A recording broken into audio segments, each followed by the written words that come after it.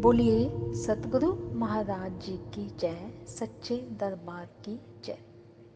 आज हम दिव्य ज्योति जागृति संस्थान की मासिक पत्रिका अखंड ज्ञान से साप्ताहिक सत्संग प्रस्तुत करते हैं और परम पावन आशुतोष महाराज जी से प्रेरित हैं। मार्च 2015 अखंड ज्ञान से लिया गया आज का विषय है अनेकता में एकता संगठन। प्रकृति का ज़्यादा विविधता की ओर इशारा करता है। कहीं आकाश छूते पहाड़ हैं तो कहीं समतल मैदान, कहीं रेगिस्तान है तो कहीं हरी भरी उपजाऊ भूमि। एक बगीचे को देखें तो हम पाएंगे कि वृक्षों की पत्तियां भिन्न भिन्न प्रकार की हैं। वृक्षों पर फूल विभिन्न रंगों के खिलते हैं। पशु एवं पक्षियों में भी भिन्नता पाई जाती है। यदि मनुष्य की बात करें तो यहाँ भी हर स्तर पर विविधता देखने को मिलती है। हर व्यक्ति का अलग रंग, अलग भाषा, अलग रूप। इसलिए तो ये कहावत प्रचलित है, कोस कोस पर बदले पानी, चार कोस पर वाणी। शायद इसी विविधता के कारण प्रकृति में खूबसूरती बनी रहती है। परंतु क्या मात्र विविधता होना ही काफी है? यदि गौर से देखा जाए तो हम पाएंगे कि विविधता में सुंदरता तो तब झलकती है जब अनेकता के साथ एकता भी हो। अलग अलग फूलों के एक साथ खिलने से ही एक क्यारी गुलशन बनती है। अलग अलग शब्दों के एक साथ बंधने पर ही एक सुंदर कहानी बन पाती है। अनेक रंगों की सुंदरता जब एक साथ मिलती है तब ही इंद्रधनुष कहलाती है। आसमान में सारे तारे जब एक संग होकर निकलते हैं तब ही प्यारे लगते हैं। यदि व्यवहारिक दृष्टिकोण से भी देखा जाए तो एक गृहिणी की पाकशाला में भिन्न भिन्न मसाले एक साथ मिलकर ही व्यंजनों को रंग और स्वाद प्रदान करते हैं। एक दर्जी केवल सुई से ही सुंदर पोशाक नहीं बना सकता। इसके लिए उसे सुई के साथ कैंची, नापने का फीता, सिलाई मशीन आदि की भी आवश्यकता पड़ती है। डॉक्टर भी सिर्फ एक ही औजार से ऑपरेशन नहीं कर देता। उसे अपने विविध उपकरणों का प्रयोग बारी बारी से करना पड़ता है। कहने का भाव कि जब विविधता संगठित होकर एक साथ चलती है तब ही सफलता कदम चूमती है। आपने बचपन में पंचतंत्र की कहानियां तो अवश्य ही सुनी व पढ़ी होंगी, परंतु क्या आप जानते हैं कि ये केवल बाल कहानियां या नीति कथाएं भर नहीं है। कहा जाता है कि प्राचीन काल में एक राजा ने विष्णु शर्मा नामक विद्वान को अपने 3 मूर्ख राजकुमारों को शिक्षित करने का दायित्व सौंपा। तब विष्णु शर्मा ने वह सरलतम तरीका खोजा जिसमें उसने उन राजकुमारों को जीवन के गूढ़ विषयों का ज्ञान दिया। वे प्रतिदिन राजकुमारों को नई नई कहानियां सुनाते जिनके पात्र मुख्यतः पशु पक्षी होते। कहते हैं केवल इन कहानियों के द्वारा ही वे सभी राजकुमार कुल 6 महीनों में सफल जीवन के गुणों से परिचित हो गए। इन कहानियों की इतनी महत्ता को देखते हुए इन्हें संस्कृत में कलमबद्ध किया गया। 5 अध्यायों में लिखे जाने के कारण इस पुस्तक का नाम पंचतंत्र रखा गया। आज भी शताब्दियों पुरानी ये कथाएं समाज को प्रेरणाएं उपलब्ध करती हैं। अतः आइए आज हम भी अपने लेख से संबंधित इसकी एक कथा से प्रेरणा लें। एक जंगल में एक अत्यंत क्रूर अजगर रहता था। जब वह अपने बिल से निकलता तो सब जीव भयभीत हो अपने अपने बिलों में छिप जाते। एक दिन एक हिरनी अपने नवजात शिशु को पत्तियों के ढेर के नीचे छिपाकर स्वयं भोजन की तलाश में गई हुई थी। उसी समय अजगर शिकार की तलाश में निकला। ज्यों ही वह उस स्थान पर पहुंचा, उसकी फुफकार से सूखी पत्तियां उड़ने लगी और अजगर की नजर हिरनी के बच्चे पर पड़ गई। देखते ही देखते अजगर ने उस नवजात बच्चे को निगल लिया।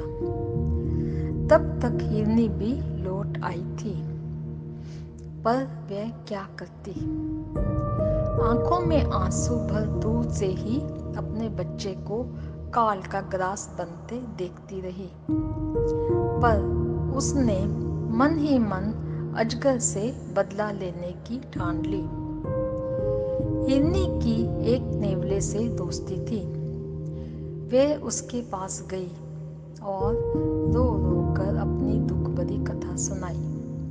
नेवला दुखी स्वर में बोला, बहन, ये सुनकर मन तो मेरा भी कर रहा है कि उस नीच अजगर के 100 टुकड़े कर डालूं, पर क्या करूं, वह छोटा मोटा सांप नहीं है जिसे मैं अकेला मार सकूं।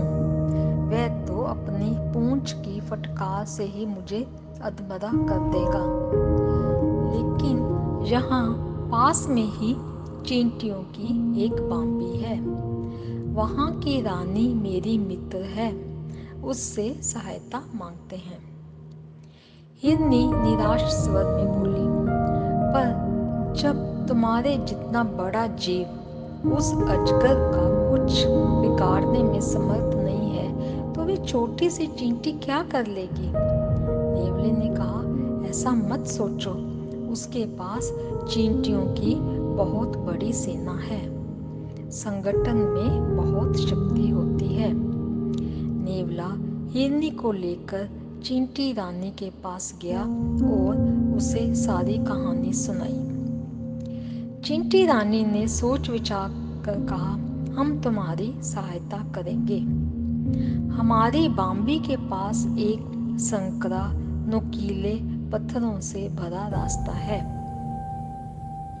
तुम किसी तरह उस अजगर को उस रास्ते पर आने के लिए मजबूर कर दो। बाकी काम मेरी सेना पर छोड़ दो। नेवले को चींटी रानी पर पूरा विश्वास था, इसलिए वह अपनी जान जोखिम में डालने के लिए तैयार हो गया। दूसरे दिन अजगर के बिल के पास जाकर वह उसे चुनौती देने लगा। अजगर क्रोध में भरकर अपने बिल से बाहर आया। नेवला उसी संकरे रास्ते वाली दिशा में दौड़ा। अजगर ने पीछा किया। अजगर रुकता तो नेवला फिर उसको उकसाता और पीछा करने पर मजबूर करता। इस प्रकार नेवला अजगर को संकरीले रास्ते पर ले ही आया। वहां के नुकीले पत्थरों से अजगर का शरीर छिल गया और जगह जगह से खून टपकने लगा। उसी समय चींटियों की सेना ने उस पर हमला कर दिया। चींटियां उसके शरीर पर चढ़कर छिले स्थानों के मांस को काटने लगी।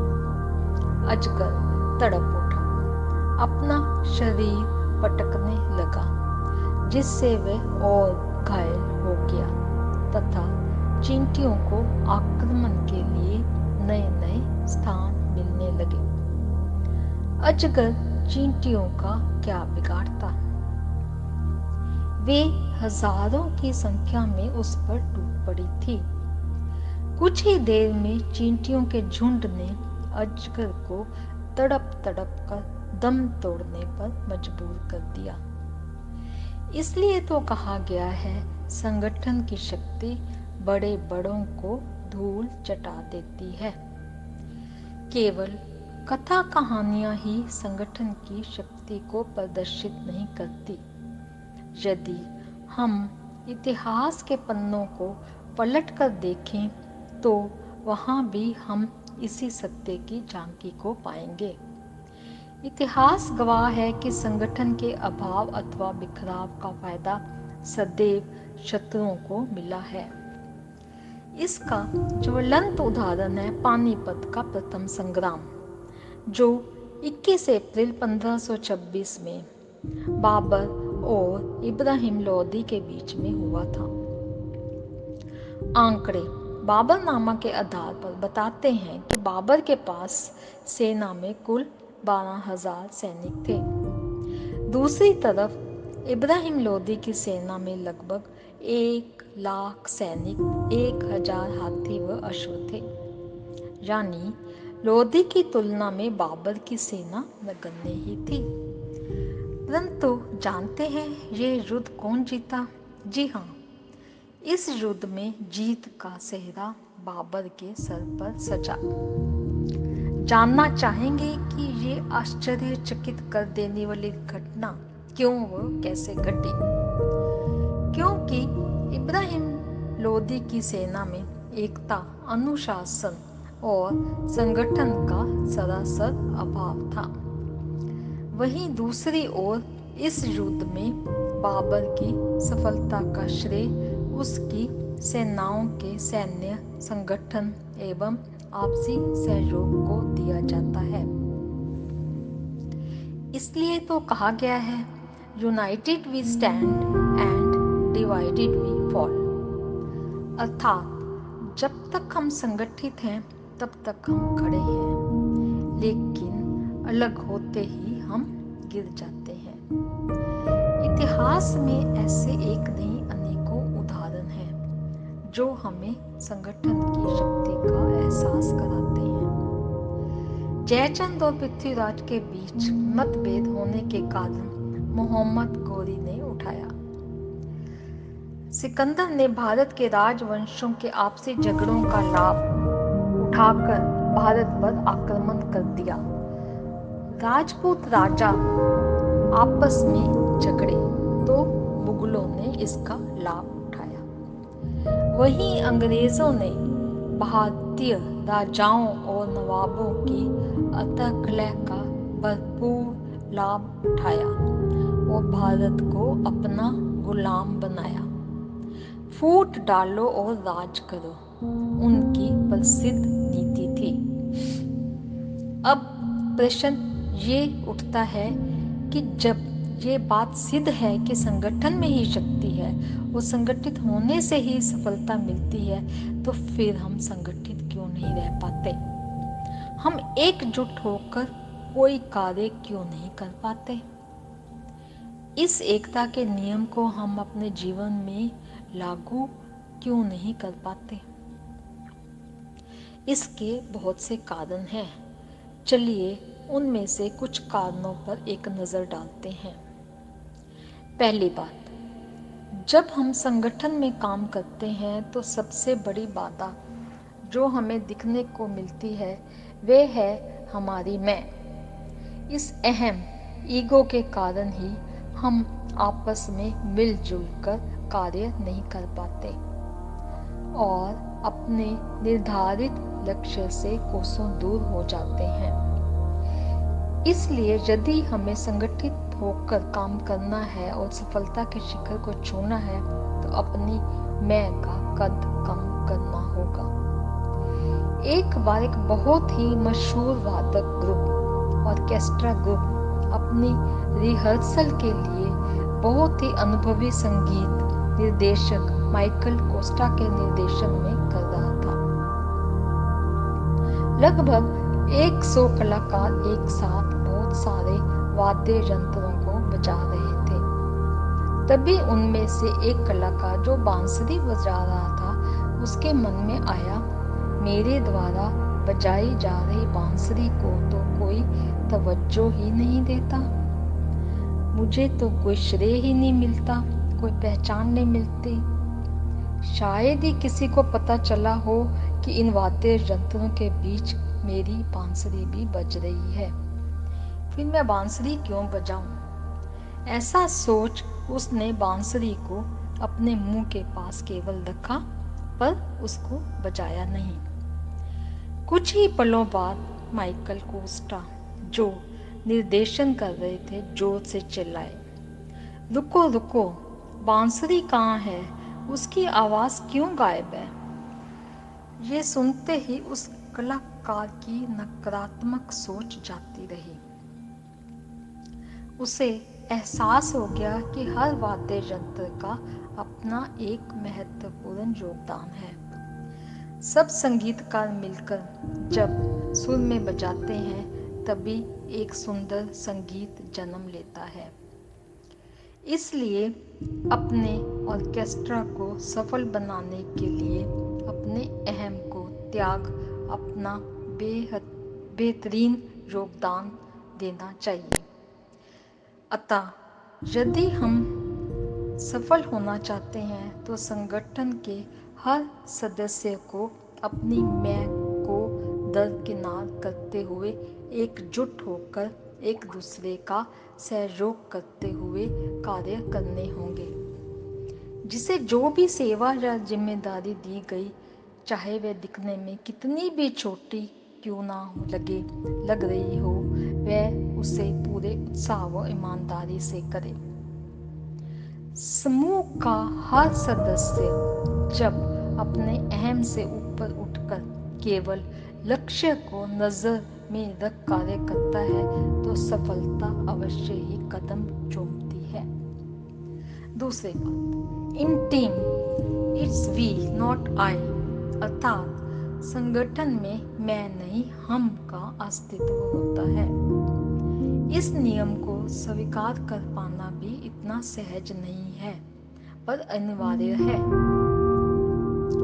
अफ्रीका में एक मानव विज्ञानी एंथ्रोपोलॉजिस्ट द्वारा एक शोध किया गया।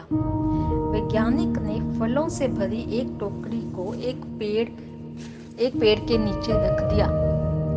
फिर बच्चों के एक दल के समक्ष ये प्रस्ताव रखा, जो भी बच्चा फलों की टोकरी के पास सबसे पहले पहुंचेगा उसे इनाम स्वरूप टोकरी के सारे फल दे दिए जाएंगे।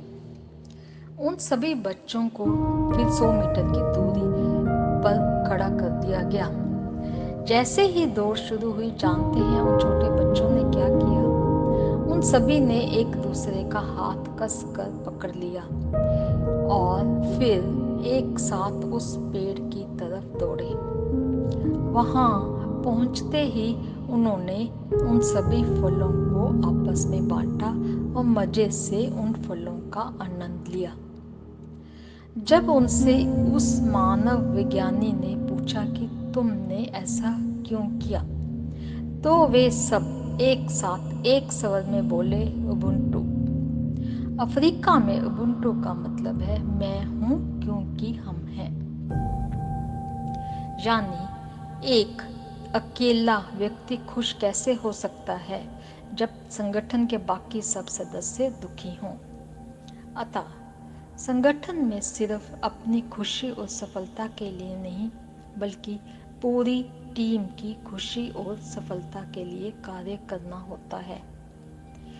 तीसरी बात, संगठित हो कार्य करने के लिए एक दूसरे पर विश्वास होना जरूरी है। हालांकि विश्वास कर पाना इतना भी आसान नहीं, पर यह भी सत्य है कि जिस संगठन में सदस्यों के बीच परस्पर विश्वास है वही जीत भी है। ये खबर शायद आप सभी ने पढ़ी हो, जब 10 महिला पर्वतारोहियों ने तंजानिया की सबसे ऊंची चोटी किलिमंजारो फतेह की थी। इस समूह में नेपाल की 7 और अफ्रीका की 3 महिलाएं थीं। सभी पर्वतारोहियों ने स्वीकारा कि वे समूह में थी, इसलिए चोटी पर चढ़ पाई। अकेले होने पर वे बिल्कुल भी ऐसा नहीं कर पाती। जब उनसे पूछा गया कि वे ऐसा क्यों कह रही हैं, तब उन सभी ने एक स्वर में कहा, जब भी हम में से किसी एक पर्वतारोही का हौसला कम होता तो टीम के अन्य सदस्य उसका उत्साह बढ़ाने में लग जाते।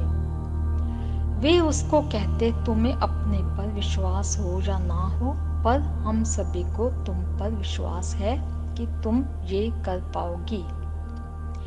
टीम के सदस्यों का ये विश्वास उस सदस्य को भी पुनः उत्साहित कर देता। एक दूसरे के विश्वास ही वे 10 महिला पर्वतारोही उस ऊंची चोटी पर पहुंच पाई। इसलिए तो कहा गया है कि टीम में 1 + 1 = 11 होते हैं।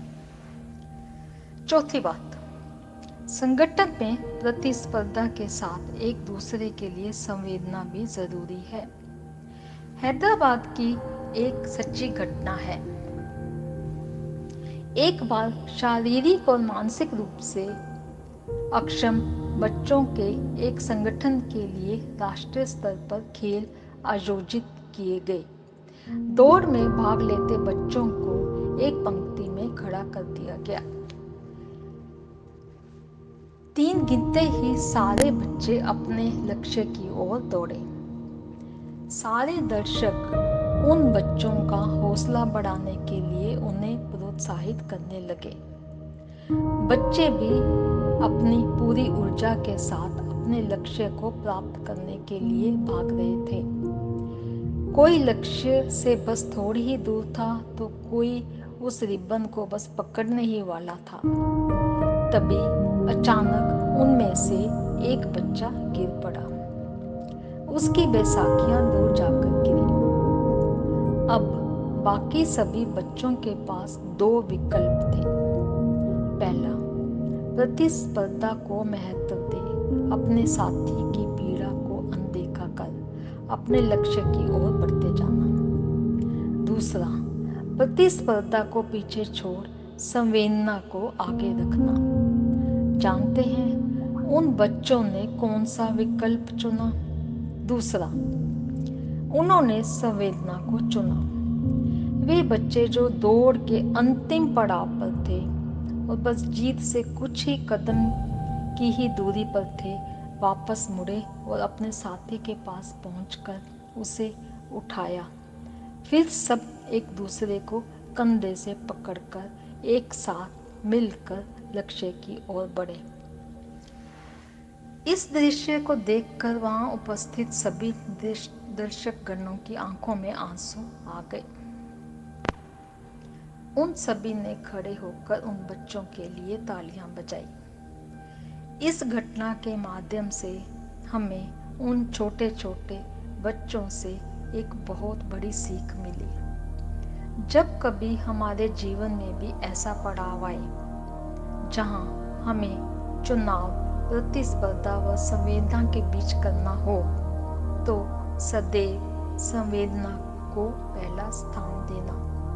क्योंकि यदि हम अपने किसी साथी को कुचलकर, दबाकर, चोट पहुंचाकर या उसकी भावनाओं को आहत करके आगे बढ़ते हैं और जीत हासिल कर भी लेते हैं, तो वह सफलता किसी काम की नहीं। संगठन में आपसी प्रतिस्पर्धा से ज्यादा मूल्य एक दूसरे के प्रति संवेदना व सहानुभूति का है।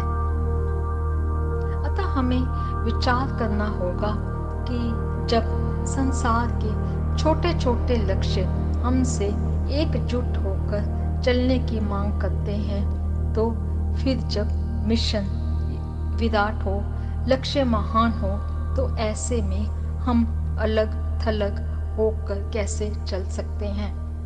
इसलिए गुरुदेव श्री आशुतोष महाराज जी ने हम सभी साधकों को सदैव यही प्रेरणा और यही संदेश दिया है। हम सब अपने अपने अहम को, स्वार्थ को, कामनाओं और इच्छाओं को दरकिनार करते हुए विश्व शांति के महान लक्ष्य को पाने के लिए सुसंगठित होकर एक साथ दृढ़ कदमों से आगे बढ़ते रहें। सतगुरु महाराज जी की जय, सच्चे दरबार की जय।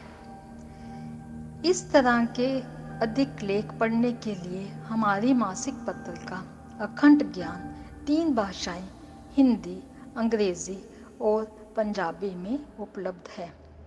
आप नीचे दिए गए लिंक को क्लिक करके अपनी पत्रिका की सदस्यता प्राप्त कर सकते हैं।